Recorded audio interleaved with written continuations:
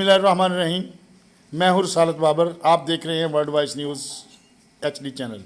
आज मरखा 7 जनवरी सन 2022 को centre of forensic science training lab का इफ्तिताह किया गया। वज़ीर आला उस्मान बुज़दार ने audio video lab, DNA lab, arms lab और दीगर लैब्स का मुआयना किया। वज़ीर आला उस्मान बुज़दार का लैब में state of the art training सहूलतों को सराहा। ट्रेनिंग लैब के मंसूबे पर 1 अरब 93 करोड़ रुपए से शायद लागत आई है। इस जदीद ट्रेनिंग लैब में फोरेंसिक साइंस के 14 शोबों से मुतल्लिक़ जदीद तरीन खतूत पर तरबियत दी जाएगी।